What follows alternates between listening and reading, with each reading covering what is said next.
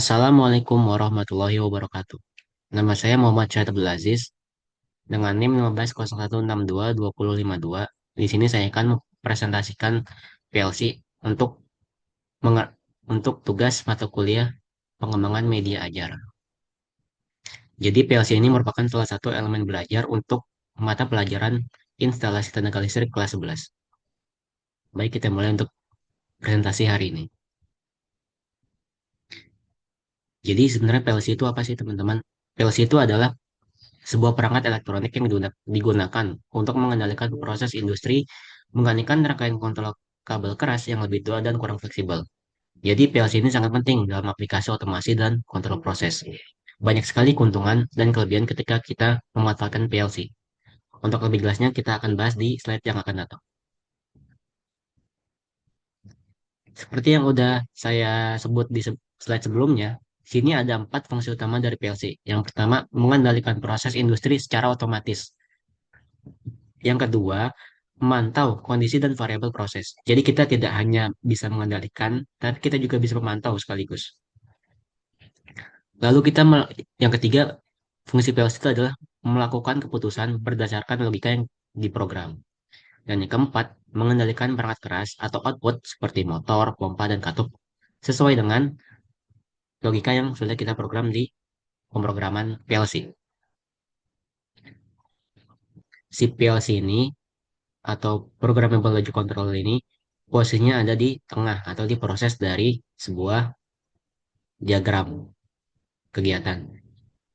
Dari input, itu bisa berupa sensor, bisa berupa smart device atau switch, masuk ke PLC, yang nantinya kita harus program dulu si PLC-nya, lalu nanti outputnya sesuai dengan apa yang telah kita program. Bisa untuk menyalakan atau mengendalikan motor, mematikan atau menyalakan lampu, valve, smart device, dan banyak lagi. Nah, di sini kita akan bahas tentang prinsip kerja PLC. Jadi si PLC ini itu kalau kita ibaratkan diagram blok, dia itu posisinya ada di tengah di bagian proses. Nah, si PLC itu menerima input dari sensor dan perangkat lain yang memantau proses.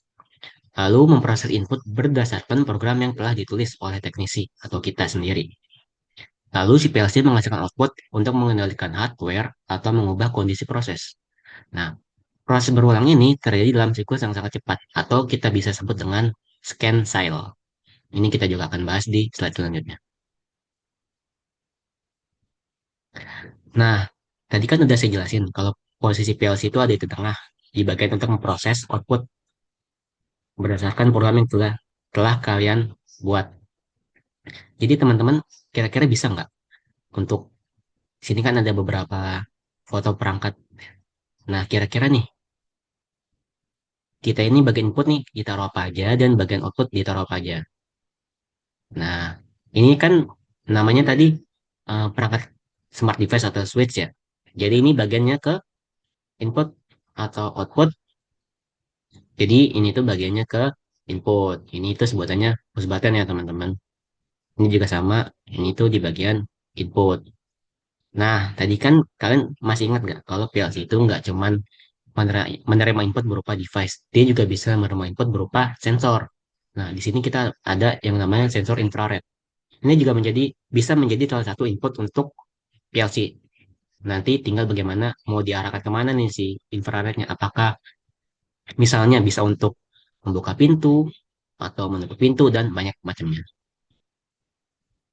Nah, berarti otomatis ini ditaruhnya di output semua ya, teman-teman. Ini ada lampu indikator mati atau indikator merah, lalu ada lampu indikator hijau, dan di sini ada yang namanya motor servo. Kurang lebih seperti ini untuk diagram blok dari proses atau proses. Diagram blok dari PLC. Nah, di sini ada 5 bahasa pemrograman PLC yang paling populer. Yang pertama ada ladder diagram, ada structure text, lalu ada sequential function charts, ada function block diagram, dan yang terakhir ada instruction list. Contoh ladder diagram itu visualisasinya kurang lebih seperti ini, teman-teman. Ini ada input, ada output, ada input, ada output. Kurang lebih seperti itu, teman-teman. Tinggal bagaimana kita mengatur apakah inputnya. Nah, perlu teman-teman ketahui bahwa PLC itu dibagi menjadi dua. Yang pertama kita bahas dulu namanya PLC compact. Dari namanya aja PLC compact berarti pengertiannya itu adalah sebagai PLC yang terintegrasi atau fixed PLC. Jadi baik itu modul input, modul output, dan catur daya dan CPU-nya itu berada dalam perangkat yang sama. Kurang lebih blok diagramnya bisa kalian lihat seperti ini. Jadi input, output, central processing unit atau CPU, dan power supply-nya ini ada di satu perangkat yang sama. Nah, untuk contohnya ini, seperti yang kalian bisa lihat, ini adalah PLC yang paling banyak digunakan untuk media pembelajaran di SMK maupun di tingkat kuliah ya teman-teman. Jadi PLC compact ini paling banyak yang dimanfaatkan. Kita lanjut ke contoh yang kedua. Jenis PLC yang kedua. Ada yang namanya PLC modular. Jadi PLC modular ini pengertiannya adalah PLC yang terdiri dari sejumlah variabel input dan output. Input dan output dapat ditambahkan ke sistem PLC modular oleh pengguna. Jadi maksudnya, kalau misalnya kita membutuhkan sebuah output sebanyak 8, nah kita bisa sesuaikan outputnya. Kalau misalnya di PLC compact itu kita ambil contoh deh. Ada namanya PLC Omron tipe CP1L. Dia itu mempunyai sebuah output sebanyak 12 output. Nah, itu udah fix teman-teman. Jadi nggak bisa dikurangin atau nggak bisa ditambahin. Sedangkan kalau PLC modular ini, itu bisa kita kurangin mau kita ataupun kita tambahin. Sesuai dengan kebutuhan yang kalian perlukan. Jadi intinya gampangnya gitu. Si inputnya itu bisa kita kurangin dan bisa kita tambahin. Nah, untuk contohnya, visualisasinya itu seperti ini teman-teman. Sini ada PLC Siemens, bagian tipe PLC modular. Kita lanjut. Nah, kita lanjut mengenal tampilan PLC teman-teman. Jadi kita harus paham banget tentang fungsi-fungsi dari setiap komponen yang ada di PLC. Kita ke slide selanjutnya. Sini saya mengambil contoh PLC Omron tipe CP1L. Yang pertama kita bahas dari sini teman-teman. Ada di sini yang namanya adalah tempat baterai. Jadi sebuah PLC ini umumnya mempunyai sebuah baterai cadangan. Fungsinya untuk apa sih? Fungsinya itu adalah ketika nanti misalnya di sebuah industri atau di sebuah pabrik terjadi mati listrik dari PLN. Nah, si PLC ini nggak otomatis mati. Jadi dia itu masih bisa hidup, istilahnya masih bisa hidup, gunanya untuk menyimpan pemrograman yang sedang dikerjakan atau yang sedang bekerja. Nah, di sini ada bagian namanya peripheral atau port.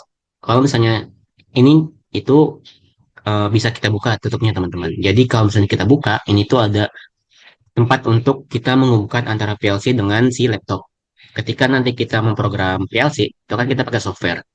Nah, nggak bisa otomatis si softwarenya itu langsung connect ke PLC tanpa harus disambung sama sekali. Jadi dia itu harus disambung menggunakan sebuah perangkat kabel khusus dari PLC ke laptop. Baru nanti kita program dan programnya itu kita transfer ke si PLC-nya agar si PLC-nya bisa menyimpan program yang udah kita buat di software.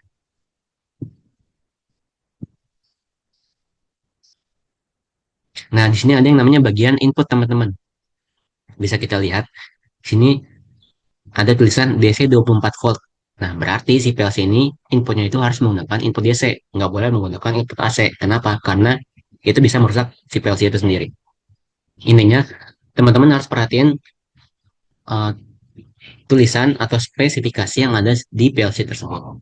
Nah, yang keempat ada bagian output PLC. Nah, seperti yang udah saya sebut sebelumnya, output PLC ini itu berjumlah 21 port. Kita lanjut.